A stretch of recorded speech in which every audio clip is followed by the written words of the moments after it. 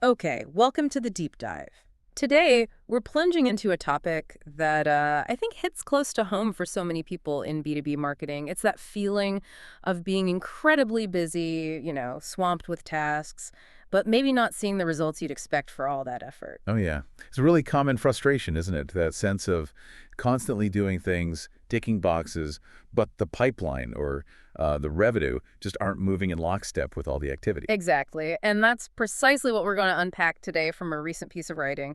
We're looking at excerpts from an article called How to Stop the Busy Work in B2B Marketing by Harsh Makwana. It was published back on May 22nd, 2025. Right. And the article, it jumps right into the core problem. It states up front that most B2B marketing teams aren't lazy. Not at all. They're simply, and this is his phrase, overworked and underleveraged. That phrase alone really resonates. You're doing all the things, publishing weekly blog posts, spending time tweaking email sequences. Posting content that, frankly, doesn't get many inbound leads, right? Yeah, or you're launching new landing pages that, let's be honest, maybe nobody really visits. Or building those complex nurture flows that Yeah. ultimately, well, they just don't convert prospects.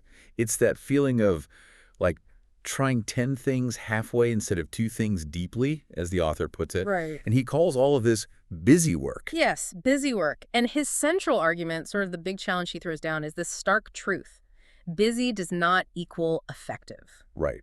Activity does not equal growth. And effort does not equal pipeline. It's a necessary distinction, even if it's a bit uncomfortable to hear sometimes. Mm. The author kind of attributes some of this to outdated playbooks, saying they were maybe built for, like, 2017, not really for the reality of 2025. So the mission of our deep dive here is to really pull out his perspective on how to identify and, maybe more importantly, eliminate this busy work. And get to the practical stuff, too, because he offers a specific framework and even an audit tool to help figure out what marketers should be focusing on instead. The things that actually drive revenue and growth. Right. Let's unpack that. Okay, so to eliminate the busy work, the author proposes running basically everything you do through what he calls a 3-part focus filter. This is the test for whether something is worth doing or not. Okay, yeah, let's dive into that filter. Part 1 is, does it support a high-leverage GTM motion? Okay, putting revenue front and center. Does the author mean like direct revenue attribution, or is there maybe some room for activities that indirectly build pipeline or, influence deals further down the line? That's a great question. Because sometimes those connections can feel a little fuzzy, right? Especially higher up the funnel. Yeah, it is tough to draw a perfectly straight line sometimes. Uh-huh. But the author's filter seems pretty strict here. He calls this the revenue test. If an activity doesn't directly lead to pipeline, he marks it as a maybe. A maybe, okay. But if it has no connection or, like, no clear path to revenue whatsoever, it's a definitive no. His point seems to be that if you can't really articulate how an activity eventually translates into a sale, it's very likely just busy work. It's consuming resources that could be used on things that do have a path to revenue. Right. It is strict, but it forces you to think past just the activity itself and focus on the outcome. Okay, so what's the second part of this filter? The second part is it compounding in nature? Compounding. Yeah, the idea here is that the best marketing assets shouldn't need constant fueling or, constant attention just to stay alive.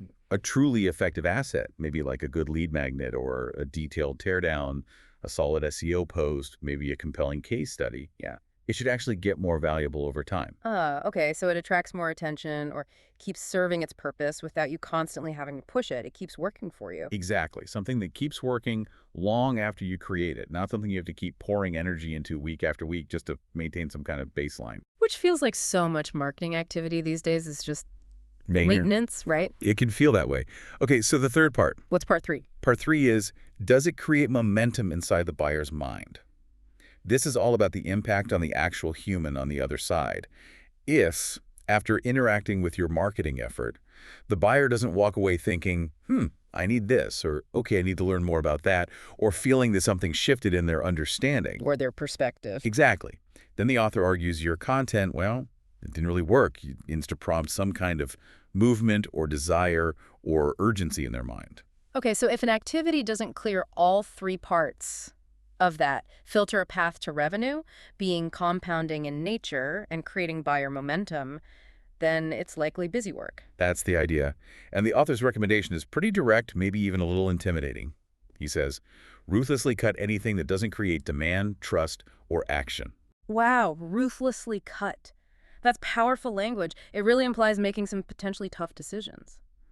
What kinds of activities do you think marketers often find the hardest to let go of, even if they maybe aren't directly driving demand, trust, or action, according to this filter? It's a good question. I think it's often the things that feel like, foundational hygiene, or maybe just things we've always done. Like that weekly blog post nobody really reads. Exactly. Yeah. Or tweeting just to fill the feed, things that are maybe easy to do, but kind of hard to measure the actual impact of. And even harder to stop because there's that what if feeling. What if we stop and something bad happens? Precisely. And the author gives an example to illustrate this kind of cutting. He talks about working with a sauce brand. They were at around $70 K MRR. And their marketing activities included things like publishing 3 blog posts a week, hosting webinars that maybe had fewer than 30 attendees, Okay. and writing Twitter threads that, weren't particularly memorable or impactful. That definitely sounds like classic busy work based on his definition, loads of activity, but questionable impact if you run it through that filter. So what did they do instead? After applying this filter, what changed? Well, they basically stripped everything down. Instead of all those high-activity, low-impact tasks, they focused on just a few key things. Things like rebuilding their homepage with the explicit goal of conversion, launching something called a pain-first lead magnet. Pain first lead magnet. Okay, that implies really focusing intensely on the buyer's problem right up front. Seems like it. And then creating just 5 foundational monthly flagship content pieces. 5 monthly pieces instead of 3 weekly blog posts plus all that other stuff. That's a huge reduction in sheer activity volume. It really is. And the idea was these 5 foundational pieces were then repurposed across their main acquisition channel, but in different formats. So they were leveraging that compounding nature and efficiency. Doing less, but making that less incredibly impactful and designed to work harder for you over time. Exactly. And the result he shares is pretty compelling. After making these specific changes, the MRR apparently jumped 28% in 90 days. Wow. And their to-do list was no longer bloated with all that busy work. That feels like a pretty powerful validation of using the filter. Yeah, that's a powerful illustration. Focusing on those high-leverage compounding activities that actually move the buyer can yield significant results, maybe with less frantic effort. It's about doing the few right things deeply. And to help people actually implement this, the author provides a really simple action item. Basically, a 10-minute audit you can do, like this week. Oh, good. Something practical. What does it involve? It's pretty straightforward. He suggests looking at what you are currently doing weekly and asking 4 questions about each activity. First, Right. what exactly are we doing weekly? Second, what part of the funnel does this activity actually support? Okay. Third, has it actually produced tangible results in the past, say, 60 days? Results focus. And fourth, this one is critical. What would actually happen if we stopped doing it for just 1 month? Ooh, that last question. What would happen if we stopped doing it for just 1 month? That is brilliant and maybe a little terrifying. Right. It forces you to confront whether something is truly essential or maybe just habit. Have you ever stopped an activity you thought was crucial, only to find out that, well, nothing really bad happened? Absolutely. It happens more often than you'd think. The fear of stopping is often worse than the actual reality, but that question cuts right to the chase. The audit is designed to quickly help you identify the busy work so you can, as he puts it, kill the busy work, double down on what compounds, and build with precision, not motion.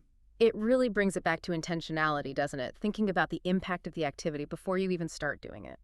So wrapping this up, what does this all mean for you, the listener? Well, I think sources like this one and the deep dive we've done today, they help provide a framework, maybe a way to cut through some of the noise out there. They offer a critical lens you can apply to your own marketing efforts. It's really about being strategic with the limited resources you have, your time, your budget, your energy. Yeah, it definitely highlights that sometimes doing less of the wrong things is actually a fastest way to achieve more of the right results. It really makes you pause and evaluate everything on your plate, doesn't it? It does. And thinking about the author's call to, ruthlessly cut activities that don't create demand, trust, or action, it leads to an important question for you to consider. Thinking about your own current work, what is the single hardest piece of busy work activity based on this filter that you might have to consider stopping? And maybe, why is it so difficult to let go of that one thing? That's definitely a challenge to sit with. Indeed. Well, thank you for joining us for this deep dive into stopping the busy work in B2B marketing. We hope this helps you apply a filter to your own efforts and focus on what truly drives growth. We look forward to exploring more fascinating topics with you next time.